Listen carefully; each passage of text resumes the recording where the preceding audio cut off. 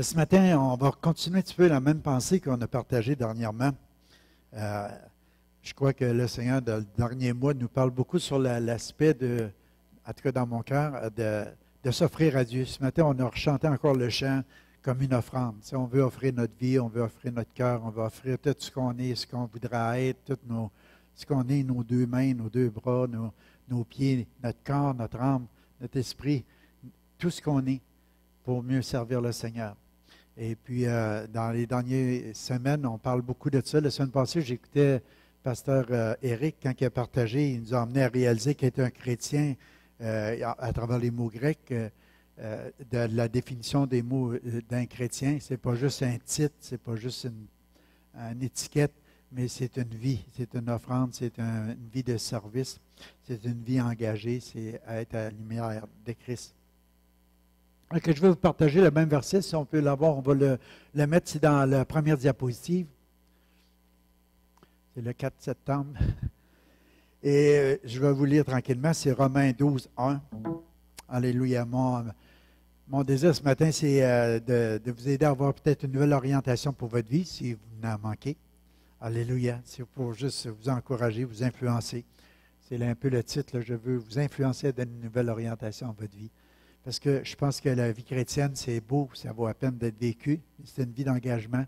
C'est une vie où c'est qu'on décide soi-même d'aller plus loin que juste d'expérimenter le salut de Dieu. Mais à cause des compassions, c'est ça, ça nous dit Romains 12, 1, je vous exhorte donc, frères, par les compassions de Dieu, offrez vos corps comme un sacrifice vivant, saint et agréable à Dieu, ce qui sera de votre part un culte raisonnable. Ne vous conformez pas au siècle présent, mais soyez transformés par le renouvellement de l'intelligence, afin que vous discerniez quelle est la volonté de Dieu, ce qui est bon, agréable et parfait. Par la grâce qui m'a été donnée, je dis à chacun de vous de ne pas avoir de lui-même une trop haute opinion, mais de revêtir des sentiments modestes, selon la mesure de foi que Dieu a départie à chacun de vous. Fait que dans les derniers messages, on a partagé un petit peu là-dessus, sur ce verset-là, que je trouve que nous enseigne deux principes. Il y a le principe du monde, puis le principe de s'offrir à Dieu. Puis l'exhortation de Paul, c'était de nous faire prendre conscience qu'à cause de la bonté de Dieu, des compassions de Dieu, c'est que Dieu a voulu notre salut. Dieu nous a tellement aimés qu'il a donné son Fils unique, afin que quiconque croit en lui ne périsse pas, mais qu'il ait la vie éternelle. On le dit le verset, mais je ne voudrais pas que ça devienne juste quelque chose de routinier dans vos cœurs, mais de réaliser la compassion, la bonté, la miséricorde de Dieu qu'il a eu pour notre salut, pour qu'on puisse faire partie de la famille de Dieu. C'était un cadeau de Dieu. Puis en retour, c'est comme Paul a dit, garde, vous avez reçu de Dieu, ça de Dieu, c'est quelque chose de gratuit que vous avez reçu de Dieu, c'est une offrande que Dieu a fait en donnant son Fils. Ça serait juste raisonnable, logique, simplement normal, qu'en retour, qu'on s'offre à Dieu comme un sacrifice vivant, saint et agréable à Dieu. C'est un culte raisonnable, c'est juste quelque chose de logique, quelque chose de normal, qu'en retour, on s'offre à Dieu totalement. Corps, âme et esprit, qui puisse se servir de nos deux mains comme on chantait tantôt. Et je crois que le Seigneur veut nous parler à travers ces passages-là parce qu'on peut changer. Vous vous rappelez, je vous avais dit il y a 2 mois, peut-être un mois passé, en tout cas 3 semaines, 1 mois, ça va tellement vite, puis en même temps, je suis mêlé. Mais je vous avais parlé qu'on peut changer l'atmosphère de notre Église. De quelle façon? Par notre célébration à Dieu. Quand tu réalises les compassions de Dieu, la bienveillance de Dieu envers toi, qu'est-ce que ça fait naître dans ton cœur? C'est un esprit de reconnaissance, un esprit de célébration, un esprit de remerciement à Dieu. Merci Père pour ce si grand salut. Merci Père de m'avoir choisi, de m'avoir appelé. Merci Père, je ne le méritais pas. J'étais en route pour l'enfer, je n'avais aucune idée de qu'est-ce que c'était l'éternité. Puis tu m'as fait prendre conscience de la vie après la mort. Tu m'as fait réaliser de l'importance d'accepter Christ comme Sauveur et Seigneur pour vivre une nouvelle vie, un changement de vie, une orientation dans ma vie. Et ça, c'est les compassions de Dieu. Puis à cause de ça, on s'est offert. Et ça change l'atmosphère. Pourquoi? Parce qu'à chaque fois que quelqu'un prend conscience de ça, ça change sa façon de célébrer Dieu, d'adorer Dieu, puis ça influence tout le corps de Christ. Ça influence tous les membres, les frères, les sœurs à l'Église. Vous savez, des fois, je vais visiter des gens. Cette semaine encore, j'ai été visiter. Puis il y a des gens, des fois, ils pleurent, puis ils sont tristes. Et puis, ils passent des temps difficiles dans leur vie à cause de toutes sortes d'épreuves. Et puis, ils viennent de moins en moins à l'Église. Des fois, on les voit de moins en moins. Puis là, je leur dis, mais pourquoi vous venez pas à l'Église? Ah, on sait, il faudrait qu'on y aille, là. Pourquoi vous n'êtes pas à l'Église? Celui qui cherche, celui qui se tient à l'écart cherche ce qui lui plaît. Celui qui se retire dans un coin et qui dit, ah, je vais vivre ça moi-même, en moi-même, il faut que je me retrouve moi-même, il faut que je m'approche de Dieu moi-même, il faut que je reste dans la nature moi-même. Oui, c'est bon. Il y a un temps pour ça aussi, mais il y a un temps aussi pour s'assembler. Paul dit, ne laissez pas les réunions comme c'est la coutume de quelques-uns. Pourquoi? Parce qu'on est dans les derniers temps. Mais Jésus revienne, va-t-il trouver de la foi sur la terre? Et je crois réellement qu'à quelque part, il y a un danger quand que les gens commencent à s'isoler, à penser qu'on peut se passer de l'Église de Dieu.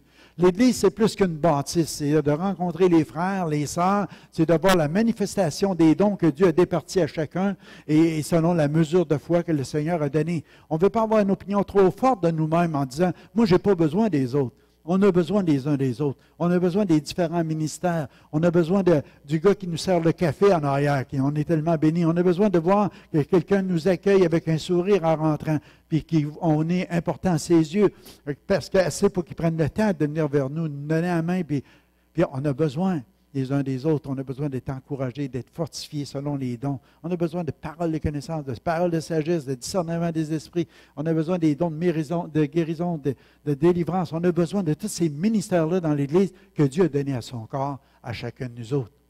Amen. Ça donne un sens, une orientation à notre vie. Ça nous emmène à célébrer Dieu, parce que quand on vient à l'Église, on ne sait pas ce qui va arriver, parce que le corps de Christ est assemblé, parce que la tête est là, parce que Jésus est là, sa présence est là, puis il veut se manifester à travers son corps, puis être capable d'utiliser nos mains, nos pieds, puis de faire des choses incroyables parmi chacun de nous.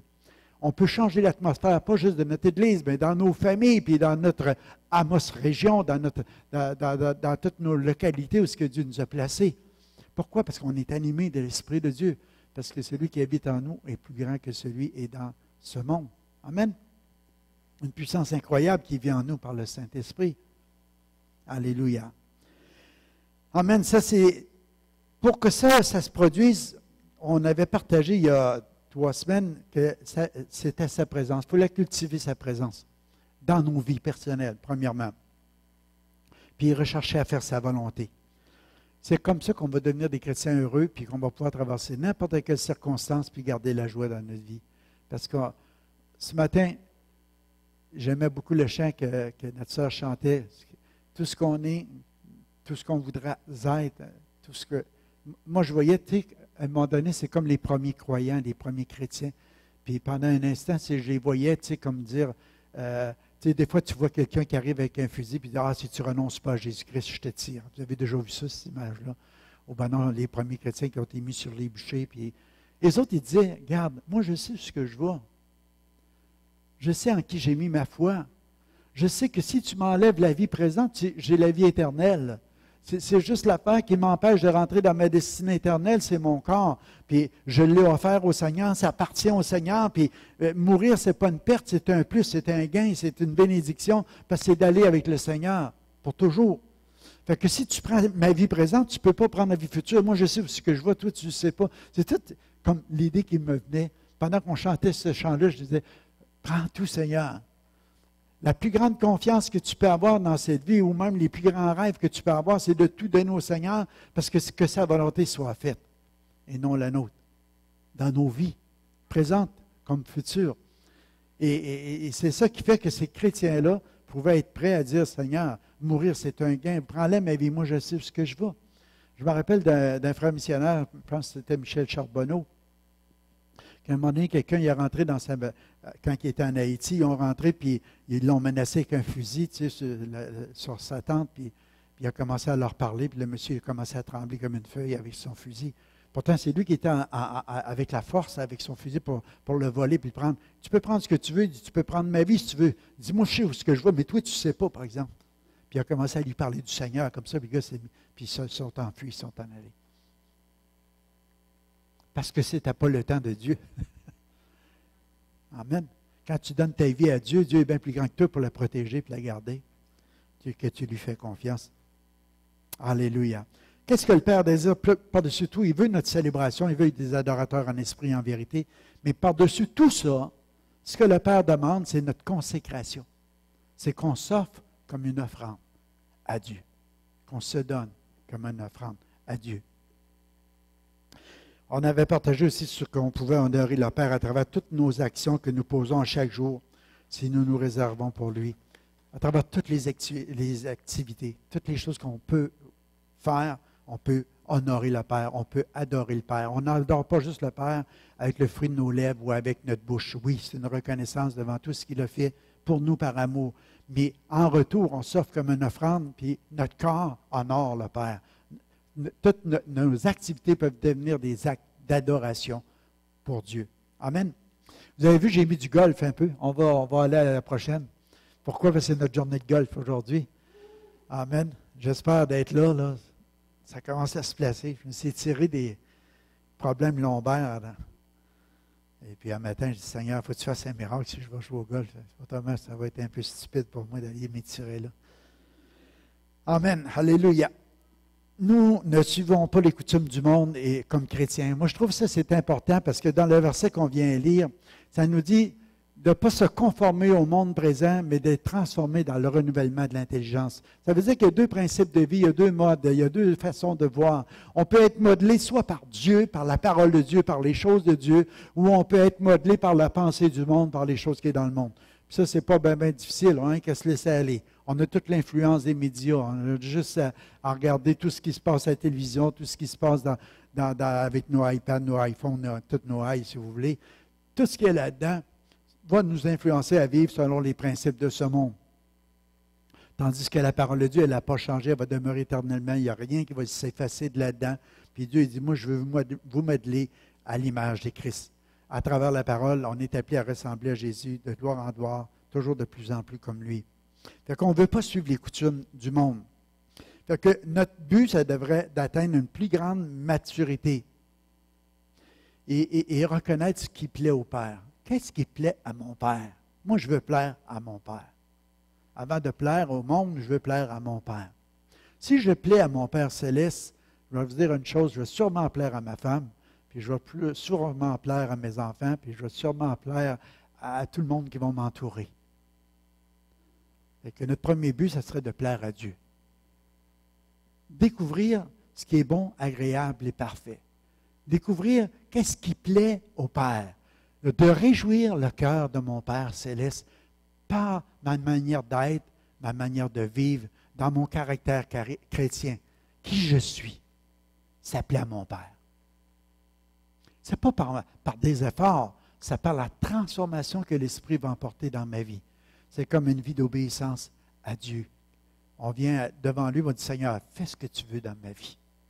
Le Saint-Esprit se met à l'œuvre, puis il nous transforme de gloire en gloire à l'image de Jésus. Amen. Alléluia. Nous devons savoir ou avoir une idée juste sur nous-mêmes. Tu sais, il dit de ne pas avoir une opinion trop exagérée. Une opinion, tu sais, on a lu le verset tantôt. Tu sais, de se prendre pour un autre, n'importe quoi, mais d'arriver dans un endroit où on peut se sonder et avoir une opinion assez juste de soi-même. Qui je suis? Ça va nous aider un petit peu à connaître qui on est, c'est quoi nos capacités, c'est quoi nos talents, c'est quoi nos possibilités, c'est quoi est-ce que je peux faire, comment est-ce que je peux m'impliquer, dans quoi est-ce que je peux m'impliquer, comment je peux faire avancer le royaume de Dieu. Parce que j'appartiens au Père. Mon plus grand désir maintenant, c'est que son royaume vienne sur la terre comme au ciel.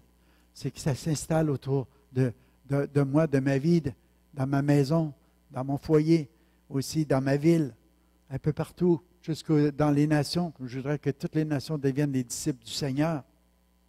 Ça va commencer dans ma maison, c'est sûr. Fait qu'on a reçu tous des bienfaits différents du Père, puis on forme un seul corps. Il faut juste trouver, puis essayer de ne pas avoir une opinion exagérée de soi-même, mais trouver l'endroit où le Père nous a placé, notre fonction. Moi, je crois que mon bras ici, ce qu'il a à faire, puis ma bouche aussi, puis ma langue aussi, puis mes pieds aussi. Chacun a trouvé sa place. Puis c'est ça qui fait qu'on est équilibré. Il s'agit que tu aies mal un petit peu à quelque part pour savoir que cet endroit-là qui était caché, que je ne savais même pas qu'il existait peut-être dans mon dos, le côté lombaire. Mais vous savez ce qui est arrivé? J'ai tombé ma pelouse. Et puis j'ai passé en dessous d'un arbre. Il y a beaucoup d'arbres chez nous, des branches. Puis j'ai resté pris. Puis ça m'a étiré. Puis là, j'ai pesé sur le bras, puis j'ai eu un bout de mettre sur le reculon pour reculer, pour me déprendre dans dessous des branches. J'étais vraiment pogné, là. Ça a étiré. J'ai comme les doigts, j'ai voulu lever les branches, puis la main m'a rentré en deux branches, ça a viré comme ça, c'était resté pris là. J'avais qu'une main de lait. Moi, j'essayais de lever ça, puis il laissait aller le tracteur. Puis là, ça allait étirer, ça a fait mal dans le dos. Là, j'ai remis ça sur le reculon, puis là, après ça, ça a ressorti de là, mais j'ai resté avec un. Pour ça, pour le golf, après-midi, vous allez me battre facilement, certains, les gars. Amen. Puis c'est pas le goût qui manque, là. Je n'ai pas été depuis 2 ans. Avec le mal de dos, je suis vraiment facile à battre, là, OK? Fait que je ne veux pas me surévaluer, là. OK? Je connais mes possibilités. Maurice, c'est le temps de venir. Alléluia. On ne suit pas les coutumes du monde, les amis. Qu'est-ce que ça nous dit, ça? Moi, j'écrivais ici, nous devons nous aimer, nous respecter comme frères et sœurs et servir activement, joyeusement, de tout notre cœur le Seigneur. Parce que quand on vient pour servir, on ne sert pas le corps de Christ, premièrement. Oui, parce que le corps de Christ, c'est le Seigneur, mais on sert le Seigneur à travers son corps. Quand on va servir à l'école du dimanche, mettons, les enfants, c'est pas, vous n'allez pas juste rendre service, mais vous servez le Seigneur parce que vous servez le corps de Christ, vous servez les enfants qui font partie de l'Église de Christ. En passant, je ne sais pas si on a fait l'annonce tantôt, ou peut-être que Luc, tu l'as fait, non, hein, tu l'as oublié. C'est juste dire, on a commencé à arracher les tapis l'autre bord, et Élisée va magasiner ça cette semaine, en tout cas, Michael, cette année sûrement. L'année n'est pas finie. Mais on veut refaire un rafraîchissement dans l'entrée parce qu'il y avait un besoin là. On veut faire un peu de peinture en ordre de débuter l'école du dimanche. Puis après ça, on va vous convoquer pour un grand ménage du dimanche. Peut-être un dimanche après-midi, une coupe là, avec des chaudières, ça va aller vite. Et puis, quand on commence, les enfants vont un parfum nouveau. Ça va être agréable pour eux autres de rentrer là. Pour faire les listes un peu difficiles, j'ai reçu beaucoup les réponses. Merci à l'équipe de l'année passée qui revient. Gloire à Dieu, on est bénis. Il y en a quelques-uns qui ne sont pas sûrs de revenir, puis pas qui ne sont pas sûrs, mais qui ne peuvent pas revenir. Puis je comprends aussi, on les a remerciés pour leur implication. Il y a encore de la place. Si quelqu'un voudrait enseigner, et il manquerait une responsable pour la classe des grands, mettons, d'avoir quelqu'un qui vienne aux 2 semaines. Et puis aussi pour comme aide aussi, comme juste remplaçant s'il y a des besoins. Ça en prendrait, il manquerait à peu près 3 personnes pour avoir la même équipe que l'année passée. 2 à 3 personnes. Fait que si vous sentez dans votre cœur que vous aimeriez servir le corps de Christ, venez. Je vous ai partagé la semaine passée comme le dimanche matin, il y a 2 semaines de ça, comme ça serait facile. J'ai eu aucun nom. Parce qu'il semble que c'est trop difficile. Mais juste le dimanche matin, on pourrait relancer la prière si on voudrait en arrière. Mais si on aurait des gens pour s'occuper des jeunes, peut-être entre 9h et 9h30, conter des histoires, passer du temps qu'eux autres, juste apprendre à les influencer. Vous ne pouvez pas imaginer l'impact qu'on peut avoir, parce qu'il y a 2 modes de vie. Hein. Il y a le monde, puis il y a le Seigneur. Et puis, les grands-parents, les enfants, les parents, on a tous une responsabilité vis-à-vis de nos enfants, d'éduquer nos enfants dans le Seigneur. L'Église ne prend pas la place des parents, je vais vous le dire tantôt, un peu plus loin. Parents, c'est votre responsabilité. Réveillez-vous là-dessus, ça c'est à vous autres, d'éduquer vos enfants dans la foi. Ce n'est pas juste de les voir grandir physiquement, ce n'est pas juste de les voir grandir émotionnellement ou mentalement, mais spirituellement aussi. Ça fait partie. Puis qu'est-ce que tu fais comme parent chrétien? Parce qu'on est appelé à ne pas vivre selon le principe du monde, mais à vivre dans le principe de Dieu. Puis les grands-parents, on a encore une influence à avoir dans la vie de nos petits-enfants, parce qu'on a dans la vie de nos enfants aussi. Ce n'est pas fini, les amis. On est dans les derniers jours. On est dans des jours de séduction comme jamais il y a eu. Jésus revient bientôt. Moi, je suis convaincu que c'est aveugle, ça va se faire à un moment donné. Mais en attendant, même si le Seigneur tarderait d'une génération encore, notre génération, nos enfants, il faut les préserver, il faut les garder. On est rendu à un temps où les gens ne voient même plus l'importance, bien souvent, d'être à l'Église.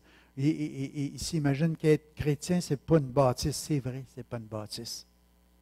Mais c'est le corps de Christ qui s'assemble.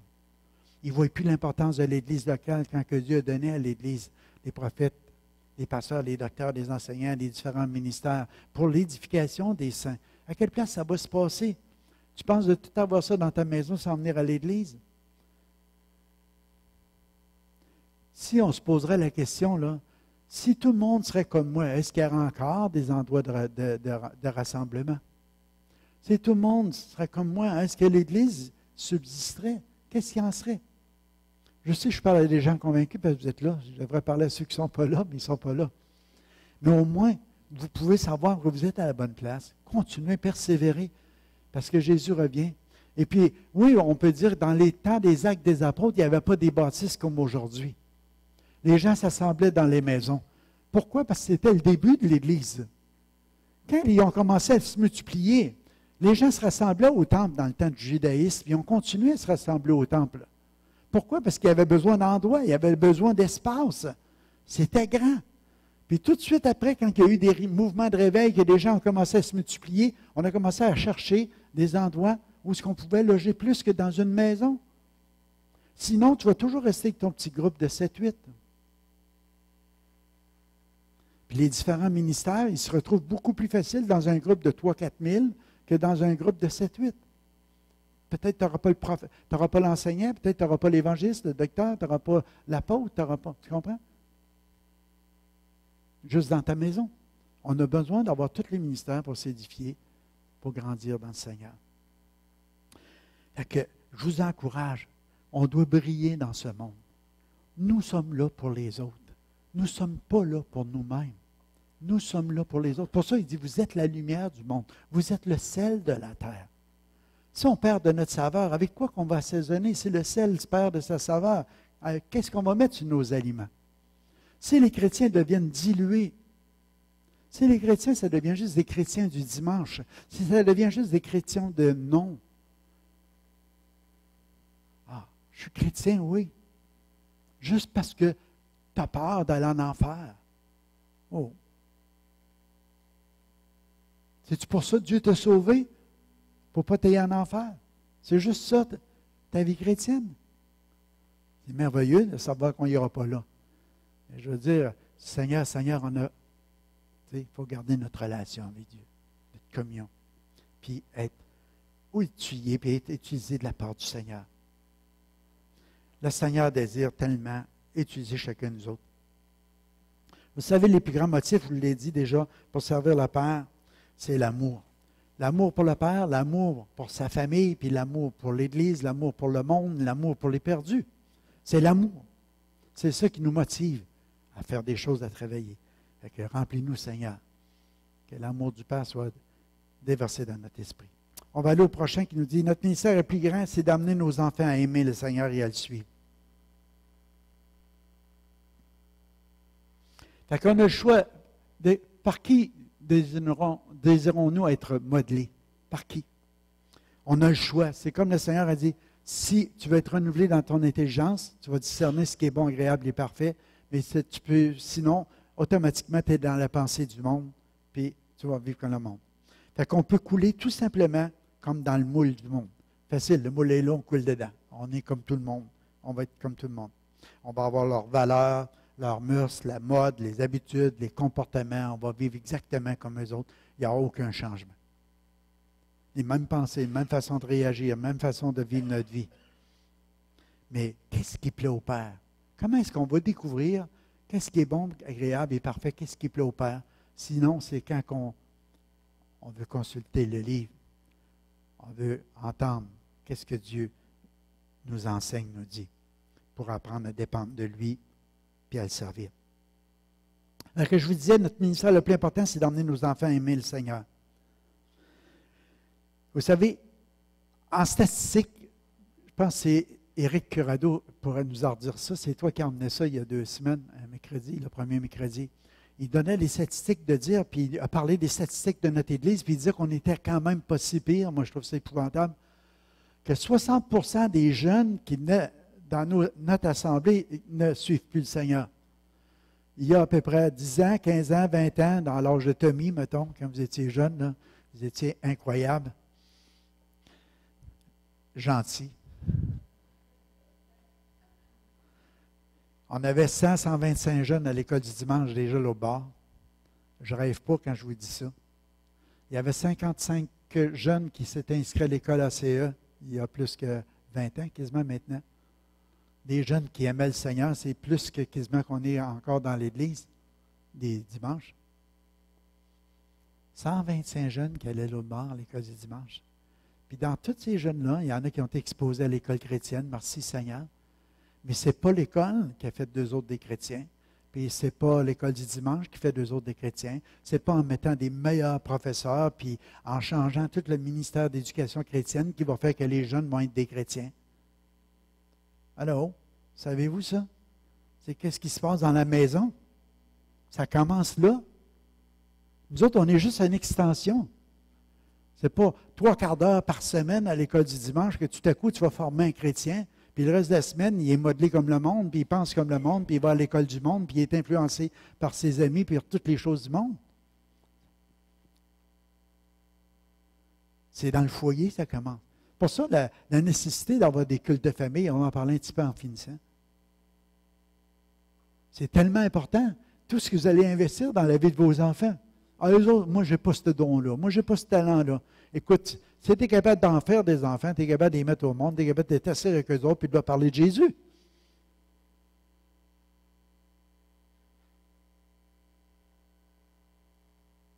C'est tellement important si tu veux qu'ils demeurent dans la foi. Puis nous autres, les chefs de foyer, les hommes, on est facile à déléguer ça à nos femmes. Mais c'est important que papa soit là. C'est bien, bien important. Vous voyez, je voulais vous dire ceci ce matin. Vous devez réaliser que vos enfants, ce sont des bénédictions accordées par le Père. Puis qu'on doit les apprécier. Fait que l'éducation, ce n'est pas juste un devoir à accomplir envers eux. Ce n'est pas juste un devoir. C'est un commandement de Dieu. Instruire l'enfant dans la voie qu'il doit suivre, pas qu'il s'en détourne, mais qu'il soit vieux. Ce n'est pas juste un devoir, ce n'est pas juste un commandement. C'est une bénédiction que Dieu Père t'a donnée. Tu te déverses en eux autres. C'est des bénédictions. C'est une responsabilité que le Père m'a donnée de transmettre les valeurs chrétiennes à mes enfants. C'est une responsabilité que le Seigneur nous a donnée. Puis je ne vais pas être vu comme un chialeux en vous disant tout ça ce matin. Je veux juste vous dire, c'est quoi qui va te modeler? C'est le monde ou la parole de Dieu? Tournez à la prochaine. Ça nous dit, premièrement, nous devons réussir notre mariage. Philippiens 4:8, il dit, enfin, frères, nourrissez vos pensées de tout ce qui est vrai, noble, juste, pur, digne d'amour ou d'approbation, de tout ce qui mérite respect et louange. Nourrissez. Si on pourrait s'arrêter et dire, Seigneur, tout ce qui est dans ma tête, là, c'est de dire, tu m'as donné une femme, c'est un don de Dieu. Tu as un mari, c'est un don de Dieu, c'est un cadeau. Pourquoi tu ne commences pas à nourrir dans ta tête ces pensées-là en disant, Seigneur, je vais apprécier mon conjoint. Je te rends grâce pour mon conjoint, pour toutes les qualités que mon conjoint a. Je te rends grâce, je te bénis, Seigneur, pour ça. Apprendre à rendre grâce à Dieu pour toutes les choses que nous possédons à chaque jour. Que dans notre mariage, si on parle du mariage créé pour... Tu sais, premièrement, nous devons réussir notre mariage pour créer un environnement propice à l'éducation des enfants. Si les enfants sont dans la maison, puis ils vont être toujours papillement en train de chicaner, en train de dire des gros mots, en train de se traiter. Non, apprécie ta femme, apprécie ton conjoint, apprends à dire merci après le repas, apprends à dire « Ah, c'est bon, ah, c'est agréable, c'est tellement fun ». Apprendre à apprécier l'autre, à valoriser l'autre, à aimer l'autre. Que les enfants puissent entendre que papa dit à maman, ah, je t'aime chérie. Je t'aime ma femme. C'est bien trop gênant de dire ça devant les enfants. Peux-tu le dire à cachette à une autre femme? Dis-le à ta femme. Dis-le dans ta maison. Sème l'amour. Sème des caresses. Je ne te dis pas de trop oser, là. Des câlins. flatter le visage de ta femme. Passer la main dans les cheveux. C'est pratique, ça, hein? Hey, on pourrait tellement changer l'atmosphère dans nos maisons, puis dans notre Église aussi, par l'amour qu'on a les uns pour les autres. Puis ça commence par nos femmes et nos enfants. Ah, pasteur, ça fait 30 ans que je suis marié, on ne l'a jamais fait. Pensez-moi commencer. Oui! Aujourd'hui! Pourquoi pas? Si ça te gêne de passer la main dans ses cheveux, mais prends-la par la main. Ouvre-y la porte, prends ses paquets. Commence juste à dire, regarde, je peux-tu faire la vaisselle avec toi?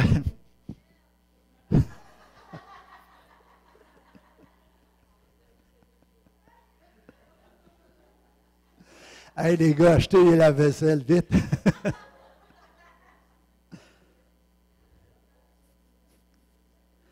J'écrivais, les enfants doivent voir l'amour, la vérité ressortir de l'union des parents. Moi, je pense que les enfants doivent voir que qu'est-ce qu'on dit, on le vit.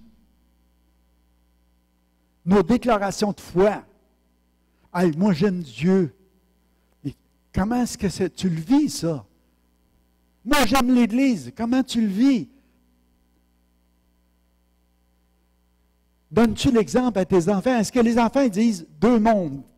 Chez nous, on est modelé par le monde, puis quand on va à l'Église, on est modelé par Dieu. C'est deux mondes séparés. Quand tu arrives dans la maison, là, on est pareil comme tout le monde. Il n'y a pas de différence. On vit comme tout le monde. Oui, c'est sûr, tu vas manger, tu vas te laver, tu vas te changer, tu vas prendre ta douche. Ça, tout le monde fera ça. Y a-t-il quelque chose de différent dans ta maison qui fait qu'on peut dire que tu vas être un foyer qui brille? Bien, on a de l'amour, on a du respect, on s'honore, on fait attention de la manière qu'on se parle. Les enfants, ils grandissent dans cet amour-là, dans cette vérité-là aussi. C'est ça qui est différent. Ils entendent des paroles qui sont édifiantes, qui les bâtissent, qui fait une différence que les gens du monde. Nos paroles, autrement dit, sont conformes à nos actions sont conformes à nos paroles. Alléluia. Vous savez pourquoi que ça a un grand impact? C'est la conduite. La conduite de paix et dans la maison va avoir une influence sur l'éducation des enfants. S'ils vont demeurer dans le Seigneur ou pas. S'ils vont continuer à persévérer comme chrétiens ou pas. Parce qu'ils vont dire qu'il y a du bonheur dans la maison. Parce qu'on est heureux dans notre maison. Parce que l'Évangile fait de nous des gens heureux. Parce que c'est une bonne nouvelle. Ce n'est pas une mauvaise nouvelle. C'est différent. Ah, moi, je ne me marie pas, parce que si je me marie, je vais divorcer. Avez-vous entendu celle-là?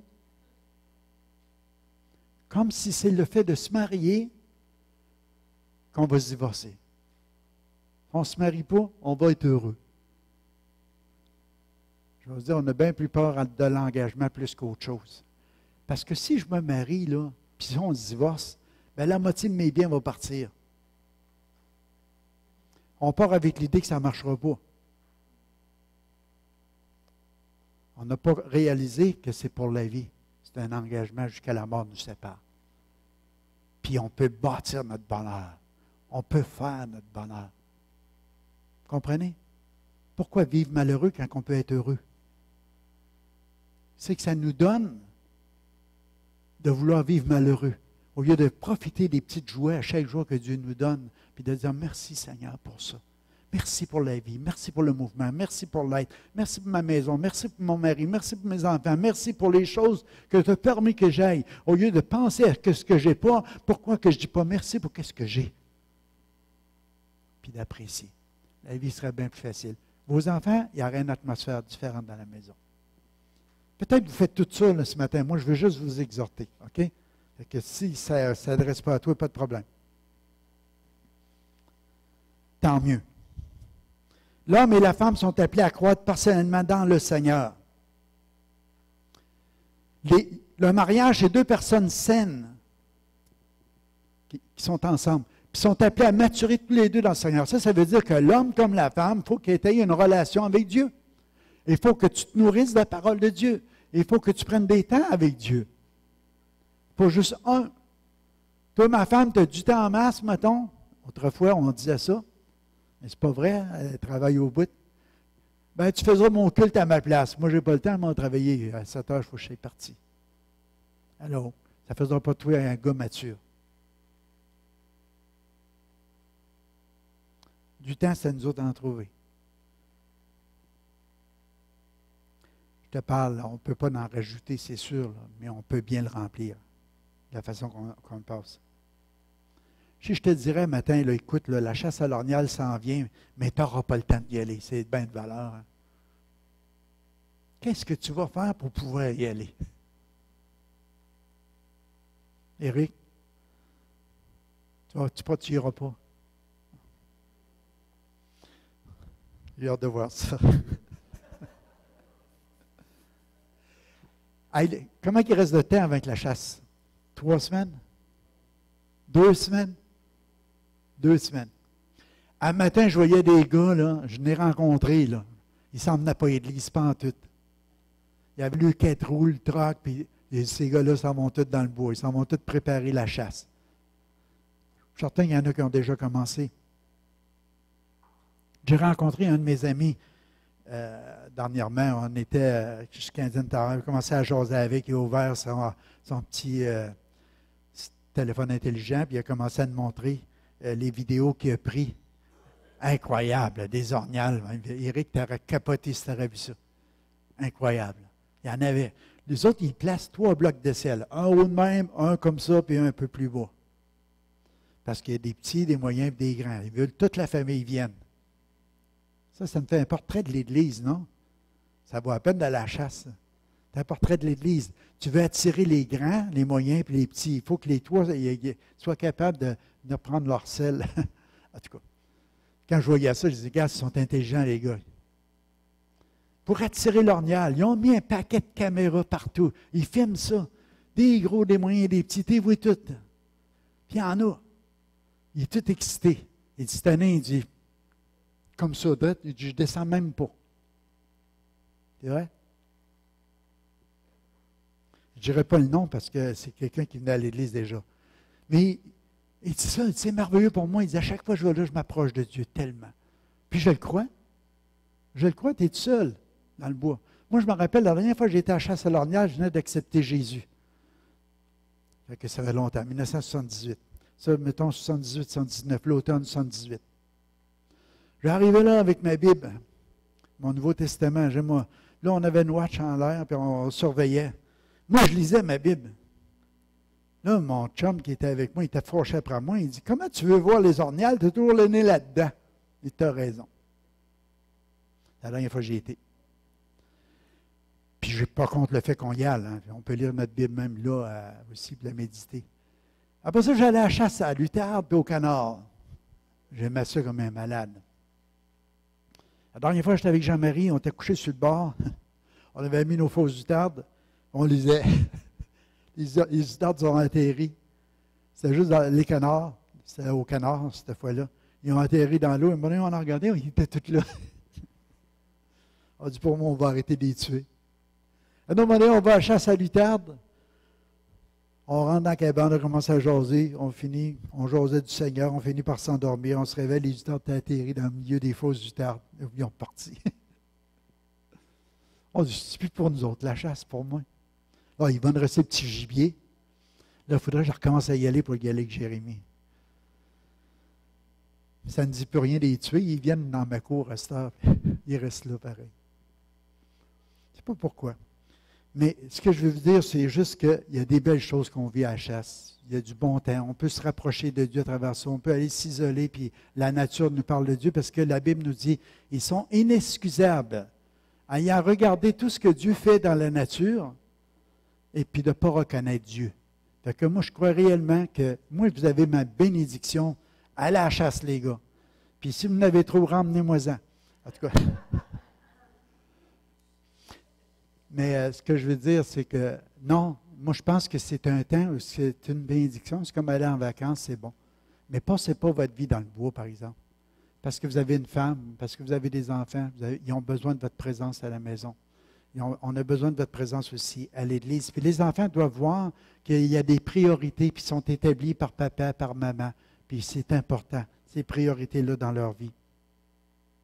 On doit devenir ce que le Père a prévu pour nous autres dans notre vie. C'est pour ça que ça fait des personnes saines.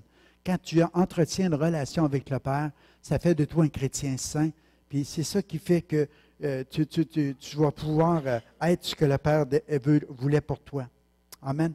Puis on va commencer à honorer nos différences, comment on est différents. L'homme et la femme sont tellement différents, mais on va apprendre à se compléter, parce que c'est ça le but de Dieu. On a été créés pour se compléter. On va aller rapidement parce que j'ai perdu un peu de temps avec tout ça. Nous devrions toujours être à la recherche de mieux connaître son conjoint. C'est tellement important. C'est pour ça que j'ai écrit le verset « Enfin, frères, non pas celle-là, c'est l'autre après. Sachez-le, mes frères bien-aimés, ainsi que tout homme soit prompt à écouter, lent à parler et lent à se mettre en colère. » Il faut apprendre à un moment donné à communiquer. C'est un élément tellement important dans le couple. Pour avoir un foyer où ce que les enfants vont grandir sainement, où ce que les enfants vont avoir le goût de Jésus puis vont demeurer chrétiens, il faut qu'ils voient à l'intérieur de ce foyer-là vraiment un homme et une femme qui apprennent à mieux se connaître, qui sont capables de se parler avec modération, que l'homme est capable d'être prompt à écouter, lent à parler, lent à se mettre en colère. Moi, je me suis toujours dit au début, mais pourquoi ils n'ont pas écrit ça pour les femmes? Parce que la réputation qui était pour ce verset-là, c'est que la femme parle tout le temps. Mais ce n'est pas ça. La Bible a dit que c'est l'homme qui doit être prompt à écouter. Prompt à écouter. Puis, vous savez, écouter avec la mesure de la compréhension. Ça, c'est une autre chose. C'est que d'entendre ta femme et de ne pas dire un mot, tu peux apprendre à faire ça avec le temps. Mais de t'arrêter pour comprendre ce qu'elle dit, c'est encore plus difficile. Parce qu'on est différents. Surtout cette parole de couture. Proverbe 4, 23, ça n'a rien à voir. Par-dessus tout, veille soigneusement sur ton cœur, car il est la source de tout ce qui fait ta vie. Garde-toi de te prononcer des paroles mauvaises et rejette les propos méchants. Garde-toi de prononcer des paroles mauvaises, puis rejette les propos méchants. Moi, je voyais deux choses ici. Il y a des paroles mauvaises qui peuvent sortir de ta bouche, tu n'as pas besoin de dire. Puis il y a des propos méchants aussi que tu peux dire que ça fait mal. Quand tu es en colère, pour ça, il dit que tout homme soit prompt à écouter, lent à la colère. Parce que quand tu es en colère, tu vas dire des choses que tu ne penses même pas. Mais après qu'on t'ait dit, ce sont des semences. La parole de Dieu, c'est une semence. Elle vient sur la terre, elle ne tombe jamais sans avoir produit un effet, elle retourne à Dieu. Mais la parole qui sort de la bouche d'un homme, c'est la même chose aussi. On a été créé à l'image de Dieu. Fait que quand tu sèmes quelque chose par ta parole, même sur la colère, tu vas dire des choses qui dépassent ta pensée. Tu vas dire des choses qui vont blesser ton conjoint, puis qui vont rester dites. Ça va être difficile à effacer. La femme, elle a une bonne mémoire. C'est terrible. Pas vrai? Dites amen si c'est vrai. La femme a dit, je me souviens, je vis au Québec.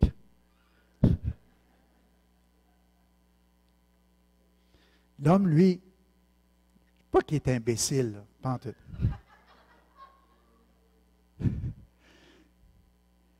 Tu vas lui dire quelque chose, il va être fâché sur le moment, puis là, tu vas lui faire une caresse, passer la main dans les cheveux. Il ne s'en souvient même plus. Tu vois, les gars? On est bien fait. On est prédisposé à l'Alzheimer. Non, Seigneur, protège-nous de ça. Non, on oublie facilement les fautes. La Bible nous dit de couvrir. Des rappelés, ça divise des amis. Tantôt, je voulais parler de la discipline. J'espère me rendre jusque-là pour les parents qui ont des jeunes enfants. Mais il y a des parents qui n'ont pas cette sagesse-là. Puis je vous le dis ce matin, je vous le dis encore que je ne me rende pas là. Si tu as des enfants et tu as les discipliner dans ta maison, il faut tes disciplines. Mais je vais dire une chose, rappelle plus la faute à personne. Ne va pas les humilier devant le monde.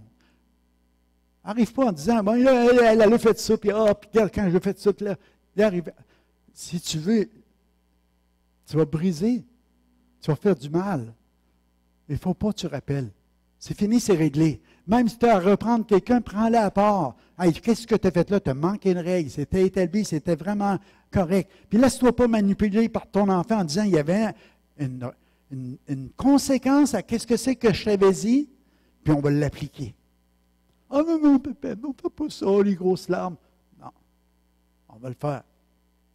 Puis si tu as pris cette décision-là, je vais le rajouter ceci avec ton conjoint, ne va jamais effacer une chose sans consulter ton conjoint. OK? C'est juste des conseils pratiques que je te dis ce matin. Ah, demain, tu as dit de faire ça, mais c'est pas grave, elle n'est pas là, tu peux le faire. Non!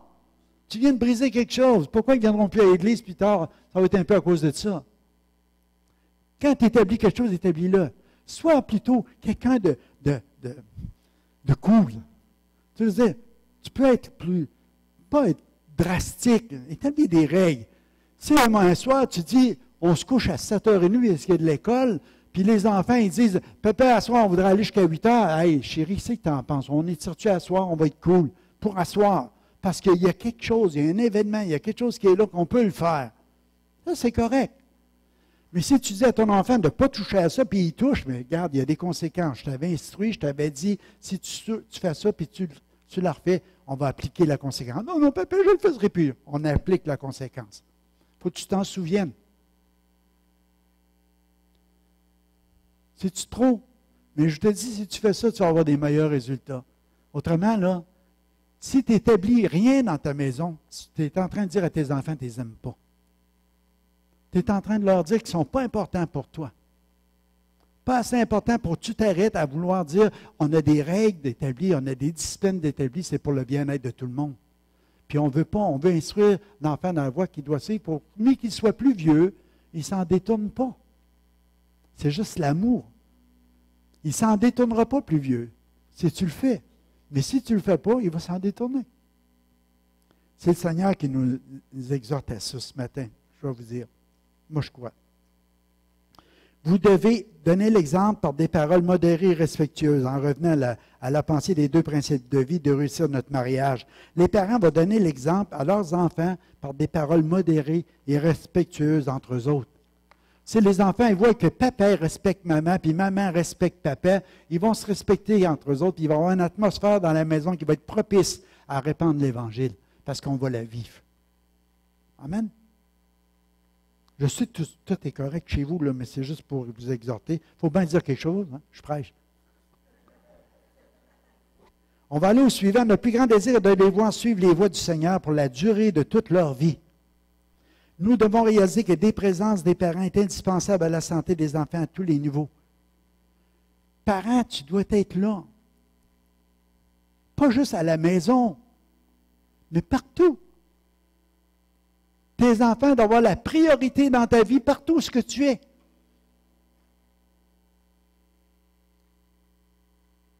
Comprenez-vous? Tu vas au centre d'achat, tu ne les oublies pas. Parce que si tu les oublies, qui va partir avec eux autres? Qu'est-ce qui va leur arriver? Moi, à ce temps, c'est fou, aller à Montréal, je pense que je les attacherai après moi. Parce que ça court des enfants, tu as peur des perdre. Ou quelqu'un les prenne. Et c'est juste que tu veux savoir, pas juste parce qu'ils vont te faire honte, ou pas. Tu sais, il y en a qui vont dire, on va surveiller mes enfants, mais s'ils me font honte, ils vont perdre ma réputation. Non, parce que tu les aimes. Parce que c'était la plus grande valeur que Dieu t'a donnée. Parce que tu les apprécies. Parce qu'ils viennent de toi et de ta femme. C'est le prolongement de votre vie. C'est tellement important. Fait que tu dis, mes enfants, je vais être présent pour eux autres. Je vais être présent pour eux autres. Hier, j'ai écouté un film, puis ça a peut-être influencé ça, mais la madame, elle s'est mise avec une... Elle voulait être valorisée dans ce qu'elle faisait, puis elle a embauché quelqu'un pour garder ses enfants. J'ai écouté un petit bout de même. Puis à un moment donné, elle est dans son auto, puis là, elle est contente, puis elle rappelle à la maison comment ça a été, puis là, le gars qui garde ses enfants, c'est ouvert en envers, là, il n'y a rien de ça, le gars peut garder les enfants. Il n'y a pas de problème avec ça. Mais, je veux dire, elle avait embauché un gardien d'enfants. Puis, il dit, « Ah, c'était tellement merveilleux aujourd'hui. Ta petite, elle a parlé pour la première fois. Elle a dit son premier mot. C'est ballon. » Elle jouait avec ballon. Elle a dit ballon. Puis là, la madame est dans son auto, puis elle s'en va. Puis là, que les larmes commencent à couler, puis elle coule. Parce qu'elle réalise qu'elle n'était pas là pour entendre le premier mot que sa fille a dit. d'être présent dans leur vie. Moi, ça me peut arriver, mais je ne me rappelle pas les premiers mots que mes enfants ont dit. Probablement, je n'étais pas présent. Mais j'aurais aimé ça, t'entendre le premier. Moi, j'ai essayé, par exemple. À chaque fois que je parlais avec mes enfants, j'ai prenais à dire papa, papa, papa, papa, papa. Je ne voulais pas qu'ils disent maman, mais papa, papa. Ils disaient toujours maman en premier. Alléluia. On avait l'impression d'être oubliés. Oh, excusez-moi, je vais être long encore. Ils ne sont pas des fardeaux ou des obstacles à votre vie. Ce n'est pas un poids financier non plus des enfants. Ils sont des bénédictions du Seigneur. Notre plus grand désir, c'est de les voir suivre le Seigneur. Je vais aller rapidement. Apprendre à vos enfants à obéir au Seigneur. Vous pouvez aller à l'autre. On voit Sébastien qui a fait le plus beau coup de sa vie.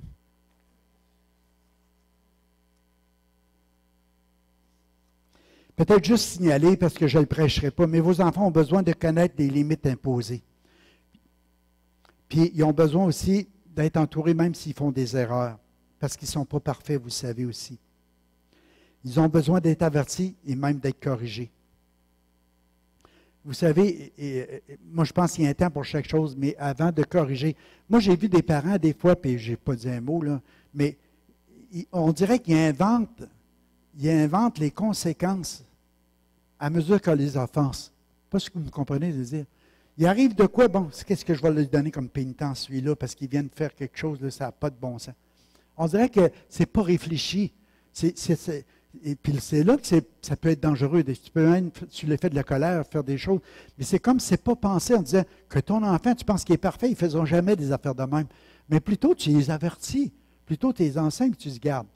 Papa et maman, ils ont des principes de vie, il y a des manières de faire, puis c'est comme ça qu'on va vivre ça dans notre maison.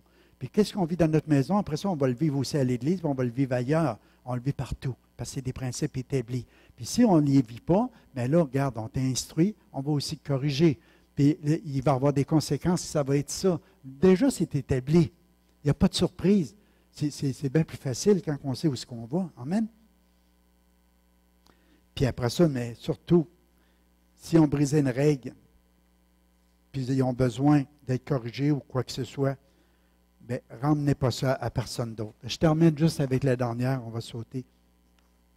Je l'ai mis un petit peu plus ce matin, parce que c'était dans les principes de vie, mais je termine avec ça. Instruire l'enfant dans la voie qu'il doit suivre, il ne s'en détournera pas, ça nous dit.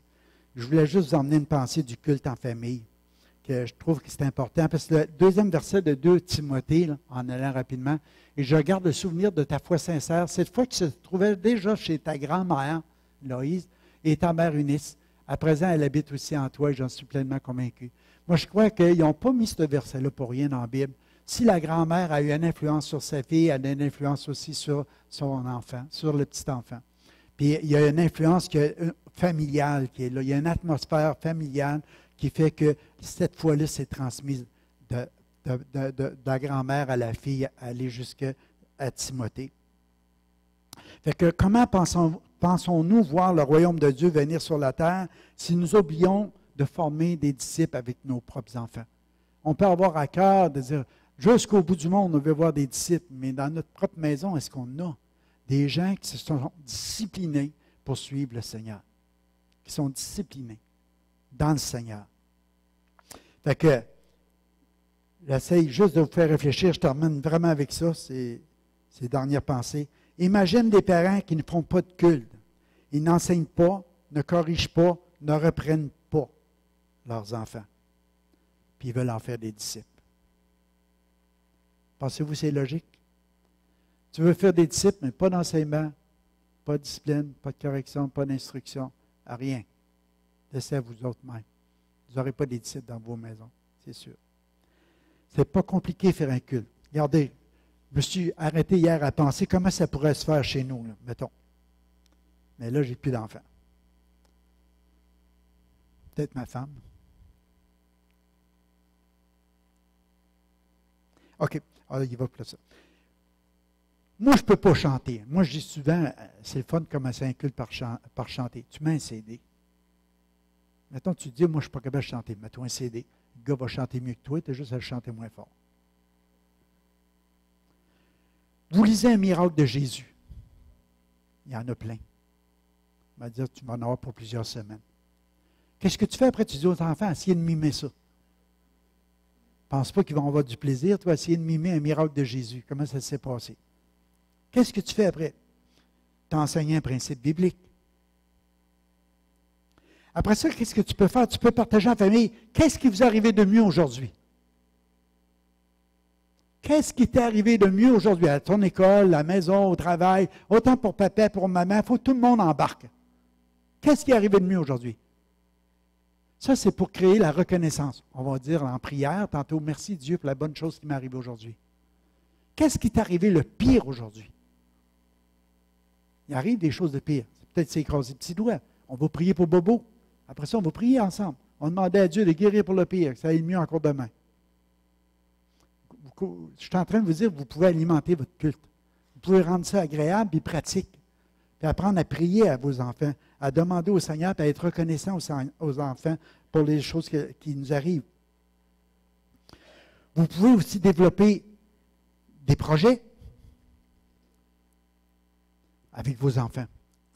La mission. Vous pouvez développer le projet de dire, regarde, nos voisins ne connaissent pas Jésus, on va prier pour eux autres. Puis peut-être une fois par semaine, on va essayer de créer quelque chose que nos voisins vont pouvoir les emmener au Seigneur en allant les aider, en leur faisant quelque chose, en allant leur donner quelque chose. On peut avoir des projets en famille, des projets qui vont faire en sorte que tout le monde va être intéressé de voir qu'est-ce qu'il sait, comment ça va se dérouler. Enseignez-leur l'importance d'être à l'Église, de venir à l'école du dimanche. Pour ça, il faut que vous soyez là. Il faut vous les emmener. Soyez un modèle de fidélité, de soutien. Puis surtout, moi, je terminerai avec ça, un modèle, on pourrait dire, de reconnaissance, d'éloge à l'Église. On remercie Dieu pour l'Église. On remercie Dieu pour le pasteur. On remercie Dieu pour les anciens, pour les comités, pour les gens qui sont là pour l'éducation chrétienne. Que les enfants entendent à un moment donné que l'Église, c'est important, que l'Église, ça fait partie de la vie, que l'Église, on en a besoin, parce que c'est là qu'on se rassemble, tout le corps de Christ ensemble. Puis c'est là qu'on grandit et on mature dans le Seigneur. Mais parce que ça a commencé à la maison, il y a une hâte au dimanche pour venir à l'Église. Monsieur Cyr, ce matin, j'ai jasé un petit peu avec lui en demandant comment ça a été cette semaine. Vous me permettez juste de dire votre réponse, de dire, il dit, moi, si je ne viendrais pas à l'Église le dimanche matin, il dit, la journée serait trop longue. Je dis, merci Seigneur. Que ça soit ça, toutes nos réponses. On a besoin des frères, des sœurs, on a besoin de l'Église, on a besoin d'être ensemble.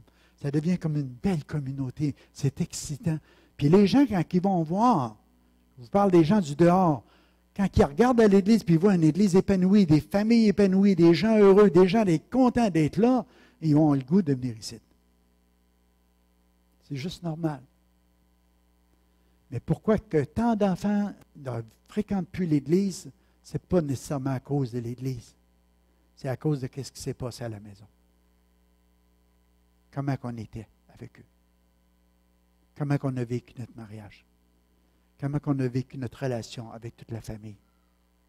On ne peut pas toujours retourner en arrière, mais on peut demander à Dieu d'avoir une influence aujourd'hui, de créer des liens d'amour, d'unité, puis d'essayer de se déverser dans nos petits-enfants, puis d'avoir un impact avant que Jésus revienne.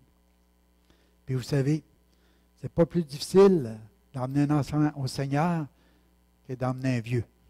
Moi, je crois que c'est beaucoup plus facile, parce que la Bible a dit d'être comme des enfants pour entrer dans le royaume. Fait que si on n'est pas capable de les garder dans le Seigneur, comment est-ce qu'on va faire pour emmener le monde au Seigneur? Fait que commençons par être des évangélistes dans notre maison, d'être des pasteurs dans notre maison, de vraiment leur inculquer des valeurs, puis on va avoir des belles choses. Fait que ça a remplacé l'école du dimanche ce matin. C'est-tu bon? Alléluia. Je sais, pour les enfants, c'est plus difficile, mais ça va débuter bientôt. Mais si vous avez à cœur de vous investir, moi je vous dis, faites-le. Je vous ai donné l'exemple de comment faire un culte en famille.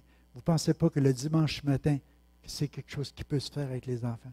C'est aussi simple que ça. Pas compliqué. Les enfants, si vous êtes intéressés à eux autres, ils vont être intéressés à vous autres. Un matin, j'ai rencontré mon ami, Dylan. Il vient de voir, un petit gros câlin. quelle joie à chaque fois que tu viens à l'église. Ah, il est là, mon ami. Viens te voir. Viens te voir. Ça, c'est mon ami. C'est mon meilleur ami. Alléluia. Lui, il me fait plaisir. À chaque fois qu'il arrive à l'église, il vient me voir, il me fait un câlin. Puis on se demande, comment tu as vécu cette semaine? Puis on se jase tout le temps. Il y a eu 3 jours d'école cette semaine. J'ai dit, moi, je trouve que c'est en masse. Tu peux aller voir maman.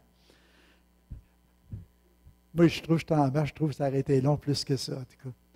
Je bénis Dieu qui a eu le goût d'aller à l'école. Alléluia. On finit en prière. Je m'excuse, j'ai été long un peu. Midi moins quart. C'est pas super, hein? Oh, la Sainte Seine! Amen. Seigneur, pardonne-moi. On veut faire ça en mémoire de Jésus. Alléluia. Alléluia. C'est tellement important. Je ne veux pas faire ça pour une habitude ce matin. Le corps de Christ. C'est nous autres. Jésus dit, faites ceci en mémoire de moi parce qu'il savait qu'il voulait que jamais qu'on oublie tout comment c'est offert en sacrifice par amour pour qu'on puisse être son corps, l'Église, qu'on fasse partie de chacun des membres de son corps. Fait que ce matin, on va prendre la scène en se rappelant ça, en se rappelant que Jésus revient bientôt. Fait que je vais appeler les anciens à venir.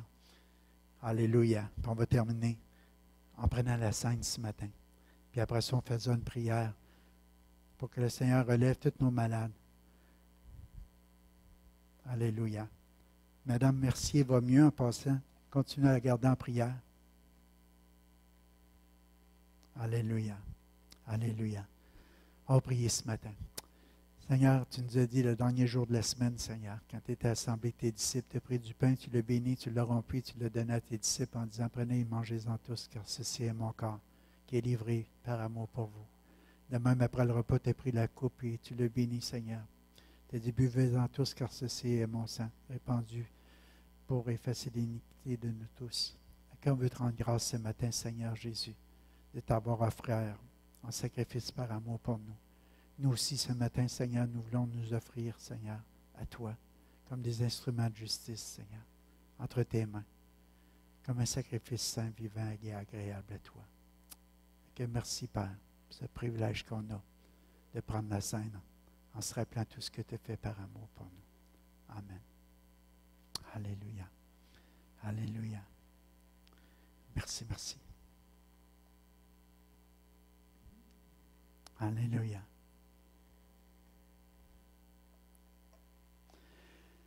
Blanc, plus blanc que neige, blanc, plus blanc que neige, lavé dans le sang de l'agneau, je serai plus blanc que la neige.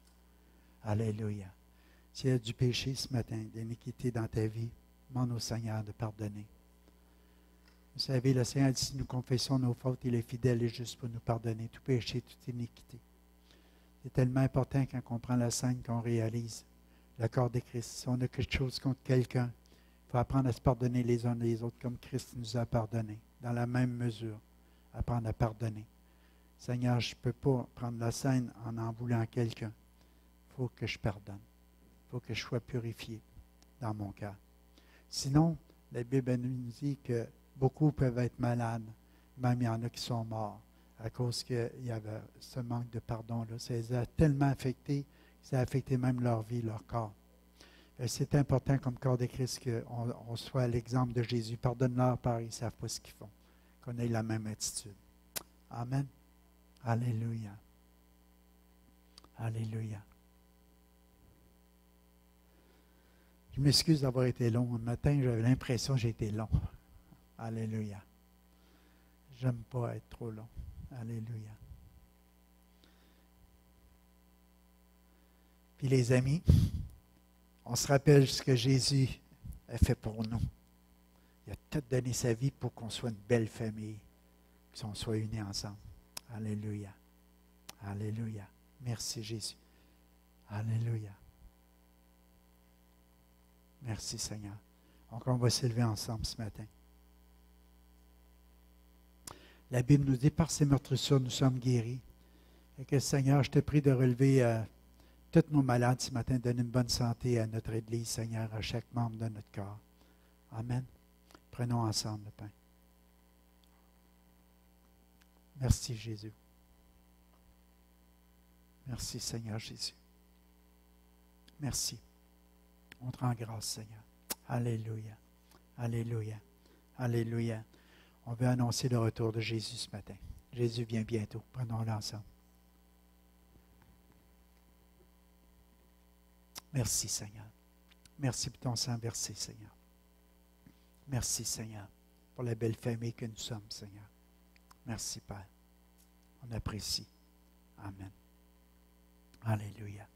Si vous avez des besoins en prière ce matin, vous pouvez venir. On prendra le temps de prier avec vous. Sinon, vous pouvez aller dans la paix du Seigneur. Soyez bénis. Passez une belle journée, une belle semaine. Ne manquez pas mercredi. On va être bénis ensemble. Allez dans la paix du Seigneur. C'est Jacques, je crois, cette semaine qui nous apporte la parole. Hein? On va être bénis.